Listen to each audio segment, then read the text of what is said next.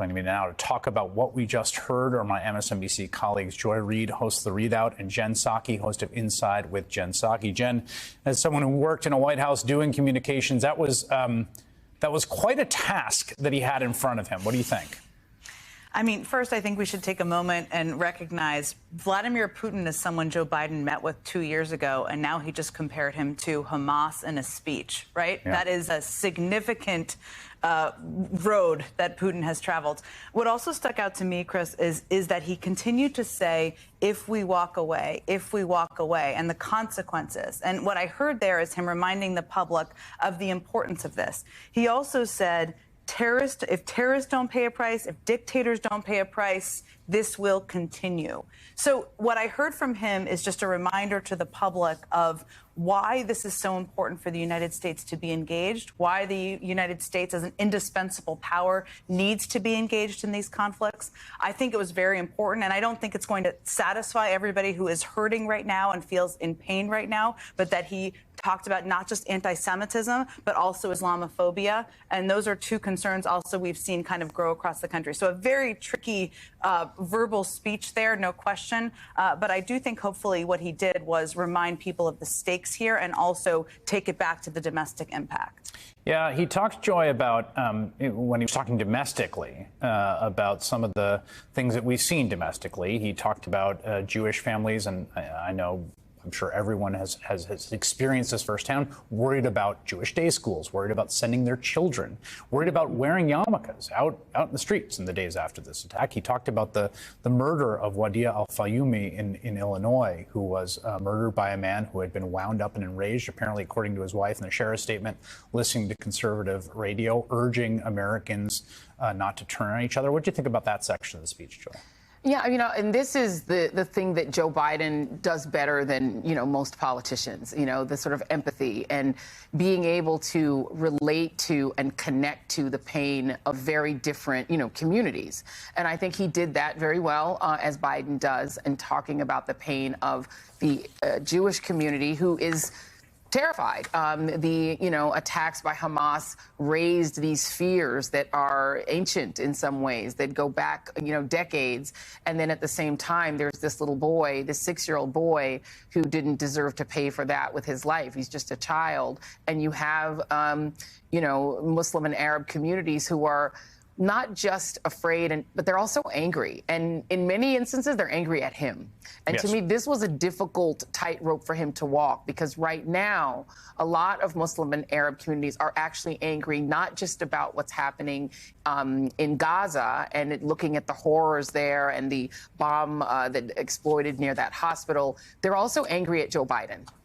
And I'm not sure that his expressions of empathy do that much to degrade that anger, because it was difficult for him to walk this tightrope of describing two unlike conflicts. I think everyone understands very clearly what Russia is doing to Ukraine. As he said, describing Ukraine as being, a gift that was given by Russia and that they can take it back at any time, and saying, but these are unlike conflicts. In the case of Russia and Ukraine, it is a country trying to annihilate a neighboring democracy. In the case of Israel and the Palestinians, this is a conflict taking place within one country and the territories it occupies. Yeah. And so these are not neighboring countries in the Middle East. It is Israel and its occupied territories. It is an internal fight inside that country.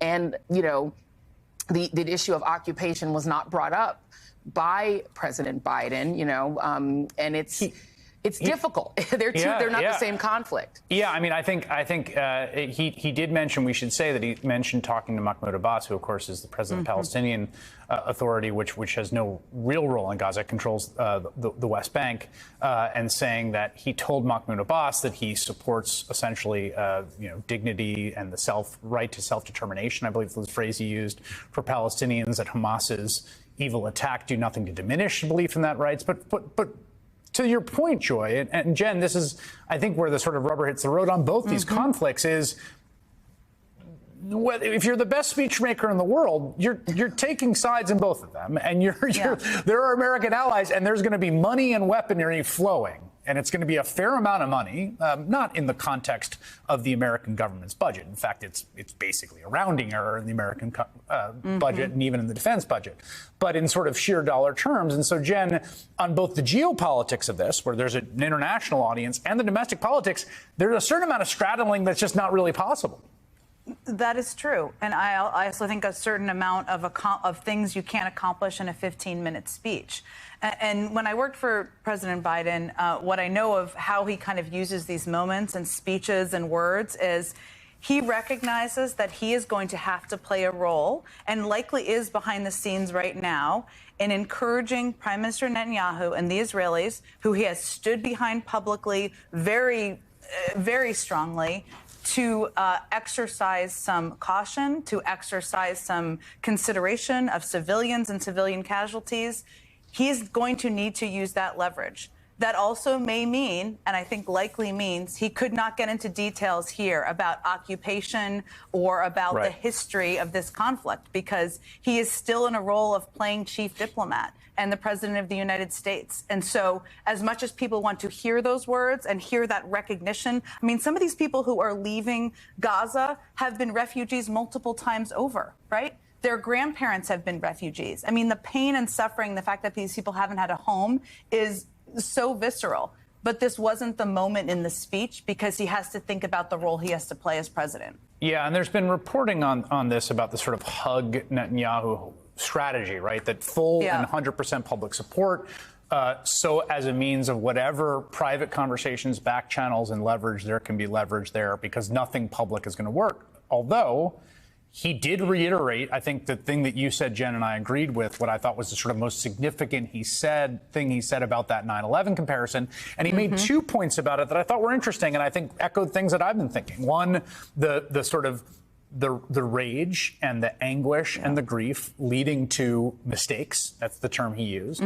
And also the fear of a kind of hysteria, a kind of self-censorship, a kind of heavy weight that hangs over discourse. That means that people either, don't worry about what they say, or they worry about their neighbors. Joy, I thought that was an interesting, that he himself used that touchstone in the speech was striking to me. No, absolutely. And again, this is probably the most difficult tightrope in the world that a president would have to walk. And and trying to weave these two conflicts together. But you're absolutely right.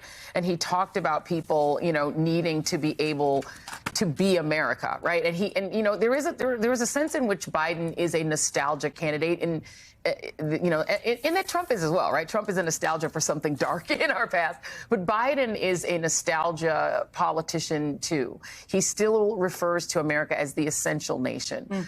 He still views America as the greatest peacemaker, and he still seems to believe that he can rhetorically call on Americans to also be at peace rhetorically with each other, to be able to talk about this conflict in a way that recognizes that, as he says, we're all Americans. Whatever our background, we are all the United States of America. It's the line he does in every one of his speeches. And it's so difficult because we're in this moment where even Joe Biden, who is the sort of most moderate, down-the-middle Democrat you could have possibly nominated for president, he has become divisive. But I think his continual call to return to this idea of a United States of America and to return to a civic dialogue, it is so Biden. Joy Reid and Jen Psaki, it was wonderful to have you both before the speech and after. I really, really appreciate it.